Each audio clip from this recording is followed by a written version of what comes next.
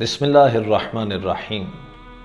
اللہم صلی علی سیدنا و مولانا محمد وعلی آل سیدنا و مولانا محمد وبارک وسلم۔ برادران اسلام، آپ کے علم میں ہے ماہ میلاد النبی صلی اللہ علیہ وآلہ وسلم کی آمد ہے۔ سب سے پہلے تو میں دعا گو ہوں اللہ رب العزت اس ماہ نور کے توفیل پوری امت مسلمہ کے حال پہ مہربانی فرمائے، اور بالخصوص جو حالات پاکستان کو درپیش ہیں اللہ رب العزت ہم پہ اپنی رحمتوں کا اور برکتوں کا نزول فرمائے۔ اور جس طرح آج سے 14 صدیاں قبل اسی مہینے میں انسانیت کا سویا ہوا بخت بیدار ہوا تھا، اللہ اسی مہینے کے توفیل آج پھر امت کی زبوں حالی کو اللہ خوشحالی میں تبدیل فرما دے۔ اس سلسلے میں انتہائی اہم گزارشات کے ساتھ آج آپ کی خدمت میں حاضر ہوں۔ سب سے پہلے تو یہ بات یاد رکھیے، میلاد النبی ہو، محفل میلاد ہو، ذکر میلاد ہو، جلسہ میلاد ہو، یا جلوس میلاد ہو، ریلی میلاد ہو، یا جس طرح عرب ممالک میں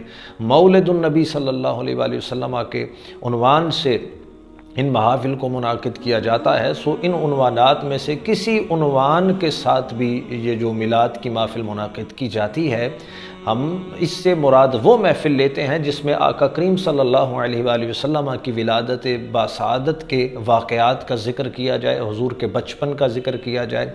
حضور کی بعثت کریمہ کا ذکر کیا جائے، حضور کے معجزات کا ذکر کیا جائے، آپ کے اختیارات و کمالات کا ذکر کیا جائے، آپ کی دن اور رات کا ذکر کیا جائے، جو عین قرآن کا بیان ہے اور رسول دو جہاں صلی اللہ علیہ وآلہ وسلم کے فرمان ذیشان کا بیان ہے۔ اس کو شرک کہنا، بدعت کہنا، ناجائز یا حرام کہنا، یہ تاحال میں نہیں سمجھ پایا، اور اس کے جتنے بھی منکرین ہیں، انکار تو کوئی بندہ کر سکتا ہے لیکن اس انکار کو ثابت نہیں کر سکتا۔ جب ہم نے اس کی یہ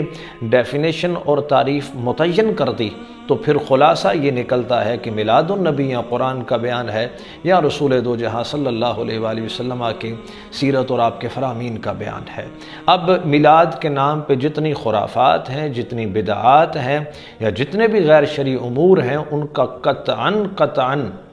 میلاد سے کوئی تعلق نہیں، پیغمبر اسلام سے کوئی تعلق نہیں، اہل سنت سے کوئی تعلق نہیں، اور ہمارے مسلک و مشرب سے اس کا کوئی تعلق نہیں ہے۔ میلاد النبی صلی اللہ علیہ وآلہ وسلم کی تعریف کو سمجھنے کے بعد محفل میلاد کے حوالے سے سب سے اہم گزارش یہ ہے کہ جتنے بجٹ میں محفل کرنا چاہتے ہیں اس کا ایک خاص بجٹ محفل کے لیے رکھیں، اور باقی غریبوں، مسکینوں، یتیموں، فقیروں اور مساجد اور مدارس کو دیں۔ اس سے میلاد والے آقا خوش ہوں گے۔ اور اس سلسلے میں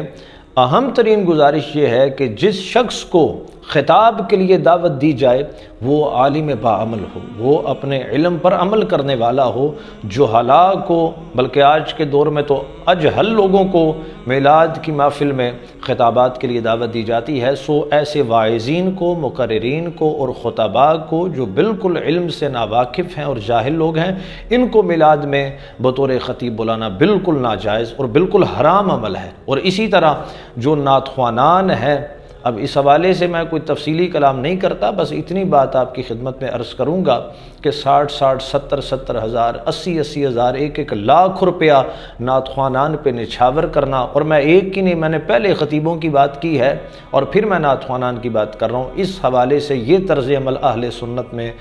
سنت کے لیے نقصان کا سبب بن رہا ہے، اور نعت خوانان کو دعوت دے تو کم از کم دیکھے یہ شخص نماز بھی پڑھتا ہے کہ نہیں، اس کا حلیہ بھی رسول کریم صلی اللہ علیہ وآلہ وسلم کی سنت کریمہ والا ہے یا نہیں ہے۔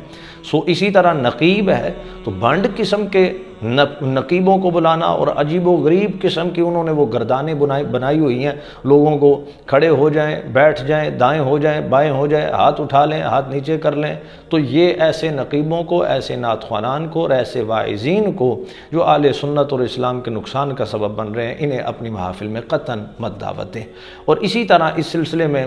ایک اہم ترین گزارش، میلاد کی محفل میں جن لوگوں کو مہمان خصوصی کے طور پہ بلایا جاتا ہے، میں ایک عمومی آبزرویشن آپ کے ساتھ شیئر کر رہا ہوں۔ جو اشتہارات میری نظر سے گزرتے ہیں ان میں اکثر لوگ، یہ بڑے دکھ کے ساتھ یہ میں بات کر رہا ہوں، بہت کم اشتہارات ایسے ہیں جس میں اس محلے اور اس علاقے اور اس شہر کا ایک متقی شخص، نمازی شخص، تہجد گزار شخص اور صوم و صلات کا پابند شخص، درود پاک پڑھنے والا، حضور کی سیرت کے رنگ میں رنگا ہوا شخص اس کو مہمان خصوصی کے طور پہ ہمیں دعوت دینی چاہیے۔ فاسق لوگوں کو، فاجر لوگوں کو، اور سنتوں کا قتل عام کرنے والے، شرابی، زانی اور رشوت کا لین دین کرنے والے، سود کا بازار گرم کرنے والے، صرف اس وجہ سے کہ ان کی جیب گرم ہے اور ان کی جیب باری ہے، انہیں میلاد کے محفل کے سٹیج پر بلا کر اس انداز میں انہیں رسپیکٹ دینا، یہ بالکل شریعت کے خلاف عمل ہے۔ اس لیے کہ اعلیٰ حضرت رحمۃ اللہ علیہ نے لکھا ہے کہ جو اعلانیہ فسق کرنے والا بندہ ہے فَهُوَ مِنْ أَهْلِ الْإِحَانَةِ، وہ اہل احانت میں سے ہے، اس لیے ایسے لوگوں کو محافل میں قطعاً دعوت مت دیجیے۔ اور اسی طرح ایک اہم گزارش اس سلسلے میں یہ ہے،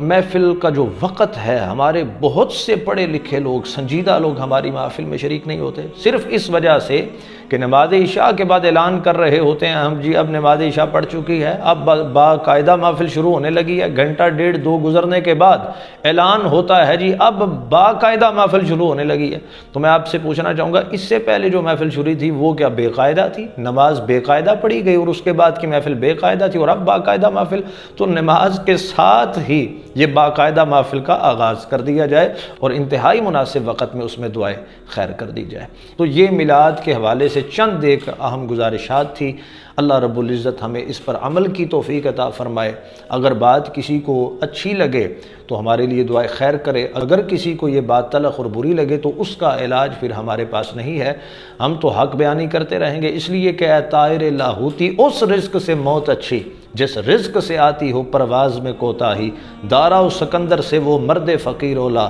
ہو جس کی فقیری میں بوئے اسد اللہ ہی، عطار ہو رومی ہو راضی ہو غزالی، کچھ ہاتھ نہیں آتا بے آہ سحرگاہی، جب عشق سکھاتا ہے آداب خود آگاہی، کھلتے ہیں غلاموں پر اسرار شہنشاہی۔ اللہ پاک ہمیں حضور کی تعلیمات کے مطابق اپنی زندگی کو بسر کرنے کی توفیق عطا فرمائے۔ والسلام ورحمۃ اللہ وبرکاتہ۔